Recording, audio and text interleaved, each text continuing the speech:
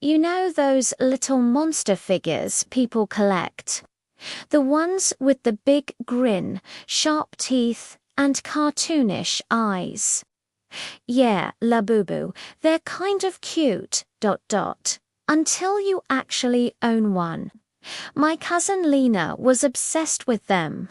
Her entire shelf was a rainbow of Labubus, each one creepier than the last, all smiling like they knew something we didn't.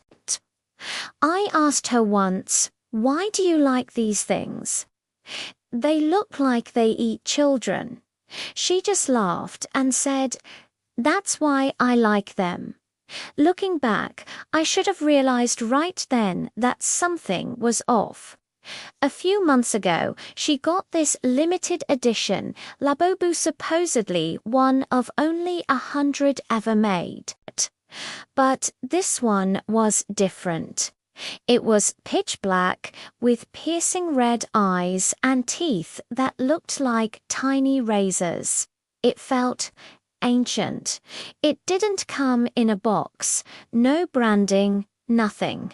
Just wrapped in this scratchy old cloth that smelled like damp wood and rust.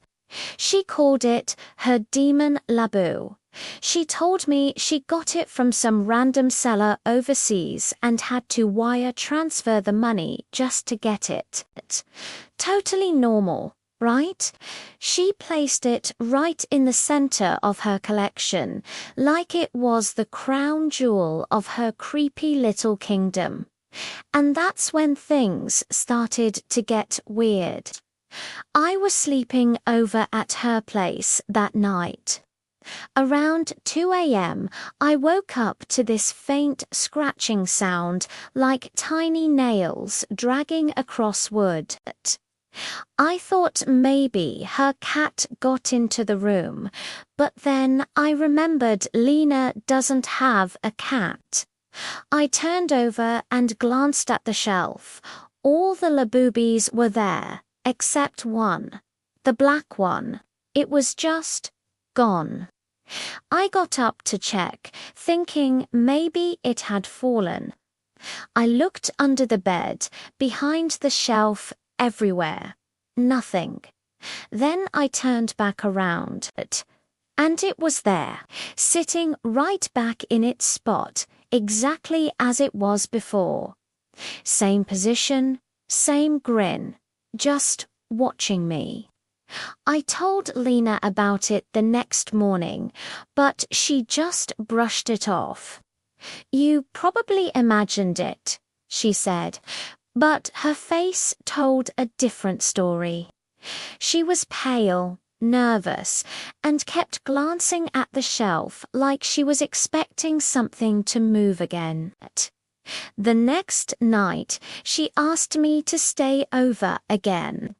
She said she hadn't been sleeping well, that she was having bad dreams. I suggested putting the Labubus away for a bit. Her response sent a chill down my spine. She whispered, "They don't like being moved." That night, I woke up again. This time, it was to whispering. It wasn't loud, just barely audible, like someone trying to speak through a thick wall. I thought Lena was talking in her sleep, but the sound wasn't coming from her bed. It was coming from the shelf. I leaned closer, trying to make it out. The voice was raspy, like wet sandpaper, and it whispered one thing: "Don't blink." I froze. My eyes locked onto the demon Labubu. Its grin seemed wider now, and its mouth was slightly open. The next morning, Lena woke up screaming. There was blood on her pillow, not from a cut or a wound, though it was coming from her mouth. All 4 of her molars were gone, just vanished. She said she didn't feel any pain, didn't remember anything except her dream. She told me she saw the Labubu chewing something over and over, and then it turned and smiled at her. We rushed to the hospital, but the doctors were completely baffled. They said it must have been stress, that maybe she was grinding her teeth so hard in her sleep that they just fell out. Maybe she swallowed them. They had no real answers. While she was admitted for observation, I went back to her apartment to grab some of her things. I walked into her room and my blood ran cold. Every single Labubu was scattered on the floor as if they'd been violently knocked off the shelf. All of them except one. The demon Labubu was sitting on her pillow, its mouth open, and nestled between its tiny plastic teeth were for human molars. I grabbed it, ran to the building's garbage chute, and threw it in without a second thought. I didn't even look back. I just needed it gone. 2 hours later, back at my own apartment, I found it sitting on my bed. I didn't scream. I couldn't. I just stared at it, paralyzed. Then, at exactly 4:44 a.m., it moved. Its head tilted to the side, just a little. And then I heard that same raspy voice again.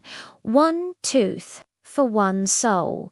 Its mouth opened wider, and inside I saw rows and rows of real teeth, not plastic, human. Some were yellowed, some were pristine white, some had tiny cracks. One of them still had fresh blood on it. I ran. I just left my apartment. I didn't take anything with me. Lena never left the hospital.